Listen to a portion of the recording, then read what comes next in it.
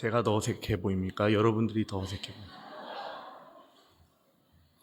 저는 일부에서 좀 나아졌습니다.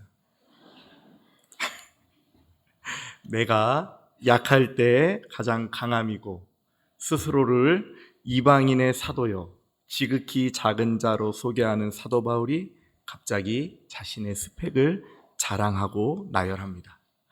바울, 그는 8일 만에 할례를 받은 참 이스라엘 백성이요 이스라엘 지파 중 이스라엘의 초대 왕을 배출한 베냐민 지파에 속하였고 히브리인 중에 히브리인이며 그 중에서도 히브리인의 절대 법령인 율법에 있어서는 그 이름부터가 율법으로는 나와 견줄 생각을 하덜 말라는 자부심을 가진 구별된 사람들이라는 뜻을 가진 바리새인이라고 고백을 해주며 율법의 의로는 조금도 흠이 없다고 본인을 설명해 주십니다. 어디 그뿐입니까? 그의 열정이 얼마나 대단한지 그 율법의 의의가 차올라 교회를 핍박하는 자리에까지 갔었다고 본인에 대해서 우리에게 소개를 해주고 있습니다. 참 대단한 바울이죠. 여기에 열거된 게 다가 아닙니다. 우리가 알고 있는 바울은 이것보다 더 많은 것들을 가지고 있죠. 그의 지혜와 그의 지식, 그의 열심, 그의 성실 칭찬받아 마땅합니다. 바울을 보고 있노라면 어떠한 생각이 드냐면 이 사람은 참 정확하고 적극적인 사람이다 라는 생각이 듭니다. 또 학문으로 시작해서 신앙으로 매듭지을 줄 알고 머리로 시작해서 마음으로 전달하는 능력이 이성과 감성과 영성이 조화를 이루고 있는 사람이다 라고 볼 수 있고 그러한 사람이라고 생각이 됩니다. 그런데 그렇게 훌륭한 바울이 이제 자신이 가져온 모든 것, 아까 열거했던 지혜와 가져왔던 경험들, 그리고 그 기술들 다 해로 여길 뿐만 아니라 배설물로까지 여기게 된다고 우리에게 고백을 해주고 있는 것이죠. 왜 그렇습니까? 예수를 아는 지식이 가장 고상하다는 것을 깨달았기 때문이라고 합니다. 그 고상한 예수를 만났기 때문에 지난날 자신이 가지고 있는 모든 것을 그 배경을 배설물로까지 여기며 살겠다고 이야기를 해주시고 있는 것입니다. 예수 그리스도를 구주로 영접하면 내가 그동안 가져왔던 모든 것을 다 버려야 되는 것일까요? 그건 아니죠. 예수를 영접했다고 지난날의 자신을 부인하며 모든 것을 버리는 삶을 사는 것은 아닙니다.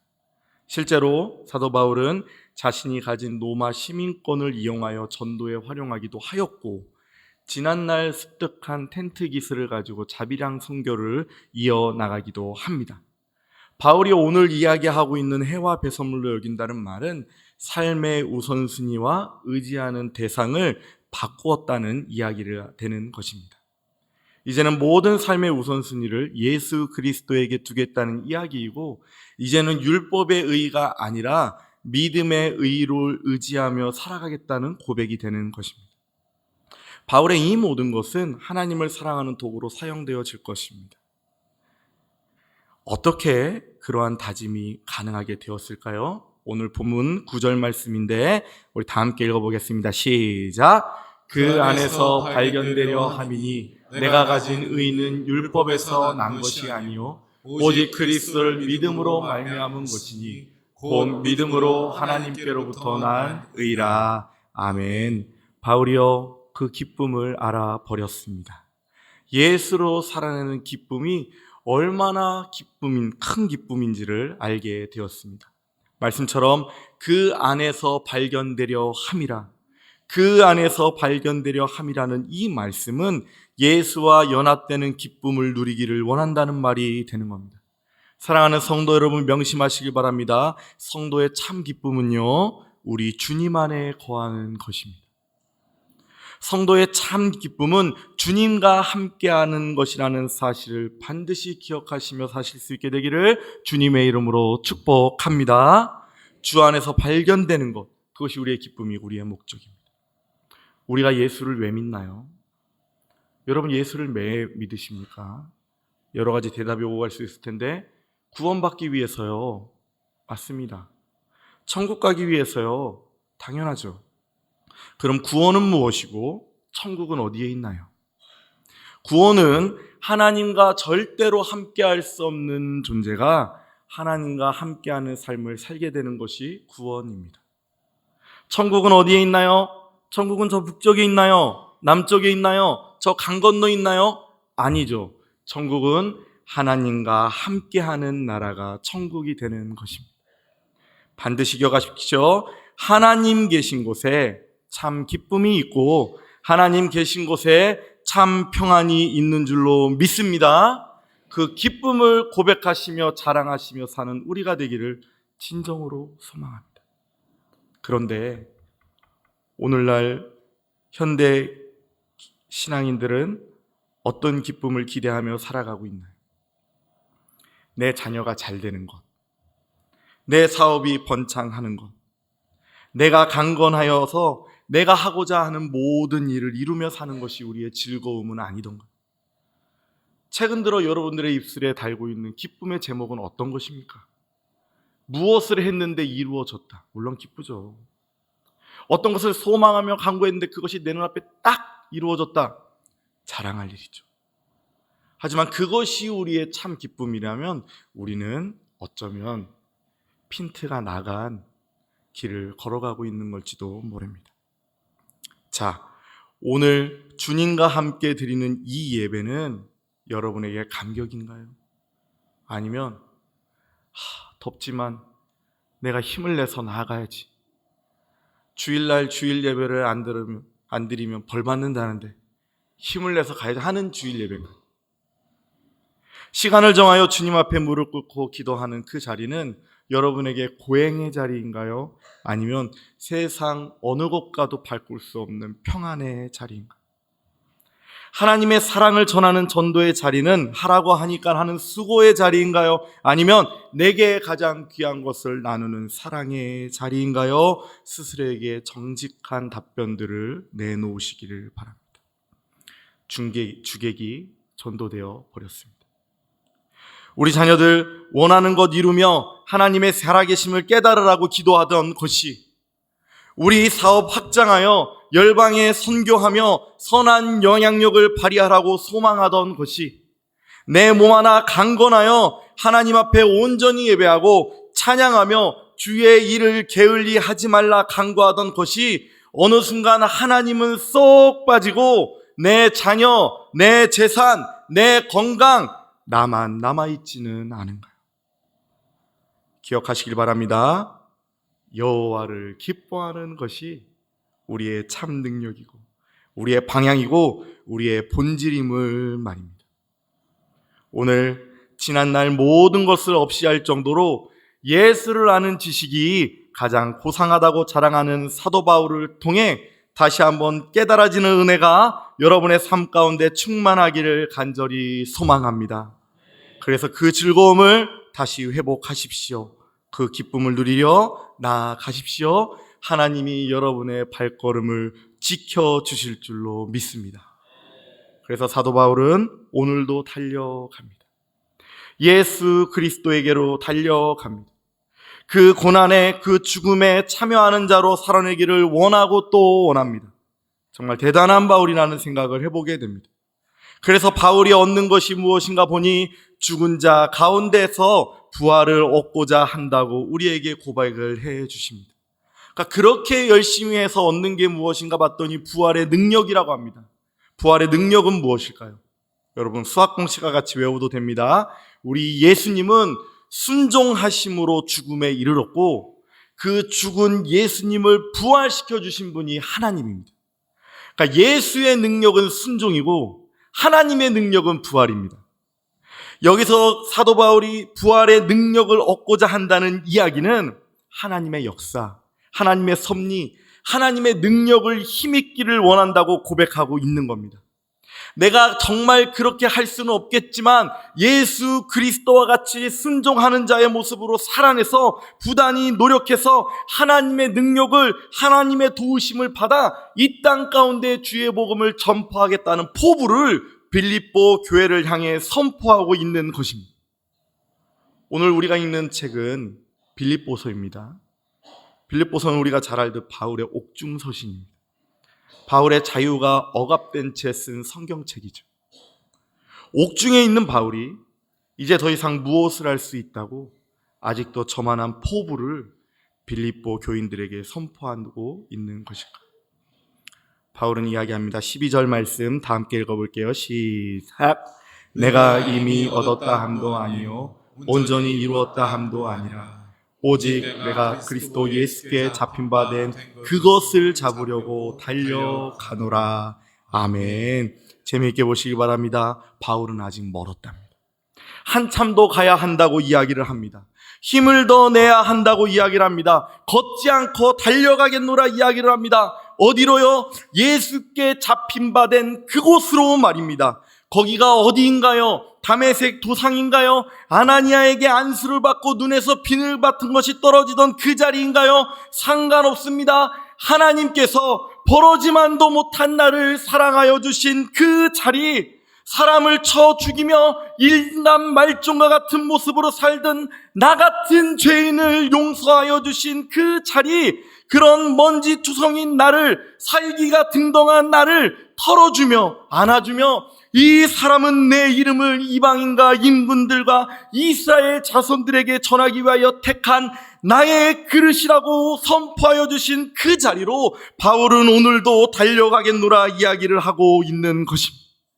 주님께 받은 사랑이 얼마나 큰지 감옥에서 옥살이하는 중에도 그는 그 사랑으로 달려가겠노라 이야기를 합니다. 아니, 그만큼 하면 많이 했잖아요. 그 어려운 상황 가운데서 무엇을 할 수 있다는 겁니까? 그렇지 않나요? 그가 세운 교회가 몇 개인가요? 그가 쓴 성경이 몇 편인가요? 그가 전도한 사람이 몇 명인가요? 하지만 그는 그것 아니랍니다. 오늘 본문 13절 14절 함께 읽어봅니다. 시작. 형제들아, 나는 아직 내가 잡은 줄로 여기지 아니하고 오직 한 일, 즉 뒤에 있는 것은 잊어버리고 앞에 있는 것을 잡으려고 표대를 향하여 그리스도 예수 안에서 하나님이 위에서 부르신 부름의 상을 위하여 달려가노라. 아멘. 한 일, 즉 뒤에 있는 것은 잊어버리고 내가 무엇을 했는지 기억도 안 나고 그저 앞에 있는 그 표대를 향하여 그리스도 예수 안에서 하나님이 위에서 부르신 부름의 상을 위하여 달려가겠다고 이야기를 하고 있는 것입니다. 바울의 표대가 어디에 있나요? 과거에 있습니다. 바울의 표대가 무엇인가요? 먼지만도 못한 나를 불러주신 그 사랑, 하늘에서 부르신 그 부르심의 상을 향하여 달려가겠노라 이야기를 하고 있는 것입니다. 사랑하는 여러분, 하나님의 사랑을 얼마나 받으셨나요? 기억은 나십니까? 그 사랑을 기억해내야 됩니다. 그 사랑을 온전히 바라봐야 됩니다. 그래야 우리의 신앙생활이 지치지 않고 기쁨이 가득하게 됩니다. 그리고 그 발걸음을 지치지 않는답니다. 그 발걸음을 내가 뭐 했으니까 이제 그만해도 되겠지라는 말을 하지 않게 된답니다. 그냥 달려갈 것만 생각나게 된다고 사도 바울은 우리에게 고백을 해주십니다. 이것이 바로 믿음의 의의입니다. 지난날 초라한 나를 지켜주신 하나님께 너무나도 감사하고 감격하여 오늘도 그 사랑을 갚는 자의 모습으로 사는 이것이 믿음입니다. 그만큼 했으면 됐잖아요. 그 나이 먹었으면 이제 그만해야지. 옥살이 중에 하고 싶은 거 있어도 못하잖아? 그건 믿음을 모르는 사람들이 하는 말이죠. 믿음의 의와 율법의 의의 차이가 무엇입니까? 율법의 의는요, 내가 할 것 다 하면 이제 더 이상 할 것 없다고 이야기하는 것이 율법의 의입니다. 다 이루었으니 그 많은 율법주문 다 지켰으니 완벽한 거죠. 이젠 더 할 게 없는 거예요. 다 했으니까 다 못한 사람한테 욕해도 되는 거예요. 나 다 했으니까 그 다 하지 못하는 교회 핍박해도 되는 거예요. 그 사람 구박해도 되는 거예요. 하지만 믿음의 이는 그렇지 않답니다. 한이 없습니다. 더 해야 되는 것 투성입니다. 그래서 하루하루가 새롭고 매일매일이 감사하고 날로 기쁨이 넘칩니다. 새 힘이 납니다. 시간이 지나 육체는 비록 쇠하여 질지라도 영혼은 날로 새로워진다고 합니다. 이것이 믿음의 의입니다. 어떻게 이러한 일이 가능합니까? 영원하신 하나님께서 절대로 용서받을 수 없는 나를 사랑하시고 의롭다 칭함을 주신 것이 우리의 믿음이기 때문에 가능합니다. 사랑하는 여러분, 그 믿음의 의로 살아내시는 여러분이 되시기를 주님의 이름으로 축복합니다. 그래서 우리는 가능성이 없는 것에서 소망을 보고 희망을 잃은 자들에게 알 수 없는 위로를 주고 모두가 다 끝이라고 하는 자리에서도 부활을 노래하고 그 어느 누구도 넉넉하게 용서하고 안아줄 수 있습니다. 믿음이 있기에. 버려도 시원치 않은 나를 지지하고 붙잡아주는 주님의 사랑이 있기에 가능합니다. 이것이 바로 우리의 기쁨입니다. 그래서 하나님과 함께하는 믿음은 우리 기쁨의 원동력이 됩니다. 여러분의 신앙은 가장 좋을 때가 언제입니까? 요즘입니까? 요즘 어떻게 다들 신앙생활 좀 잘하고 계십니까? 날씨도 덥고 아니면 어떤 기도의 제목을 이룬 그날이 여러분들의 신앙이 가장 좋은 때입니까? 저는 자신 있게 말할 수 있습니다. 주님이 나를 만나주신 그날 제 신앙이 제일 뜨거웠던 것 같아요. 그날 세상 모든 것이 달라 보였습니다. 사랑해야 할 것 투성이었고 구름 위를 걷는 것 같았고 마음이 포근하여 누구도 용납할 수 있었습니다. 그날의 기억이 아직도 생생합니다. 물론 청년 시절 이뤄야 될 것도 많았고 풀어야 될 문제도 많았는데 주님이 나를 사랑하여 주시는 그 사랑을 깨닫고 나니 제 시선이, 제 마음이 달라졌던 것이죠. 여러분은 어떤가요? 여러분의 손을 잡아주신 하나님의 은혜를 오늘도 기억하며 살아가고 계신지요? 아니면 지내다 보니까 다 날아가고 내가 누구였는지 기억도 못하고 교만하고 내가 어떤 존재였는지 생각도 안 내서 다른 사람에게 손가락질하는 모습으로 살아가고 있지는 않은지요. 사랑하는 복된 주의 자녀된 여러분, 그 사랑을 기억해내야 됩니다. 그 표대를 바라보셔야 됩니다. 위에서 불러주신 그 부름의 상을 마음껏 소유해야 됩니다. 그래야 우리의 발걸음이 지치지 않습니다. 사역하시고 봉사하시는 분들 왜 이렇게 기진해 보이고 왜 이렇게 지쳐 보여요? 정말 기쁨으로 그 일을 감당하고 있나 물어보고 싶을 때가 참 많습니다. 바라기는 그 사랑을 다시 한번 기억해내시는 가운데 먼지만도 못한 나를 살려주신 그 사랑을 다시 한번 회복하시는 가운데 기쁨으로 앞으로 달려나가시는 여러분이 되시기를 간절히 소망합니다. 이전에 제가 신학교 다닐 때 신학교에 찬양사역자 박정호 장로님의 그 간증을 들은 기억이 있습니다. 박정호 장로님이 서울대 성악과 출신이에요. 그 서울대 성악과에 입학할 때 1학년 전 과목 실기 포함해서 A+ 받았던 사람이 딱 2명 있답니다. 한 명은 조수미 씨, 한 명은 박정호 씨. 그래서 사람들은 생각했대요. 저 두 사람은 굉장히 훌륭한 싱어가 되겠다. 조수미 씨는 우리가 잘 알듯이 세계적인 소프라노가 됐죠. 박정호 장로님도 그 길을 걸을 수 있었답니다. 유학 가기 전날 주님만 만나지 않았어요. 그 주님 만났다는 말에 우리 신학생들이 할렐루야 외쳤더니 박정호 장로님이 할렐루야는 무슨 재수원 붙었지. 제가 얘기했다는 게 아니라 박정호 장로님이 얘기하죠. 이유가 뭔가 들어봤더니 어떤 교회 찬양하러 갔더니 자기를 이렇게 소개한답니다. 한국이 낳은 세계적인 소프라노 조수미와 동기동창 박정호 장로 그렇게 소개하더랍니다. 또 사역하는 일은 얼마나 어려운지 병을 많이 얻으셨죠. 최근에도 간암 말기 판정을 받으셔서 딸의 간을 이식받으며 힘든 가운데 많은 고비에 놓였었다고 이야기를 해주셨습니다. 그런데 이상한 힘에 이끌려 오늘도 장로님은 찬양을 합니다. 그러면서 우리에게 들려주셨던 찬양이 하나님의 은혜라는 찬양. 여러분 어떻게 시작하는지 아시죠? 나를 지으신 이가 하나님, 나를 부르신 이가 하나님. 사랑하는 거룩한 및 온전교회 성도 여러분, 표대를 잡으셔야 돼요. 우리를 부르신 그 부름의 상을 기억해야 합니다. 여러분을 만나주신 그 사랑을 기억해야 합니다. 그래야 우리의 신앙이 힘을 얻고 재미가 있습니다. 하나님이 어쩌면 우리에게 구원의 선물을 너무 일찍 주신 것 같아요. 그런 생각 안 들어요?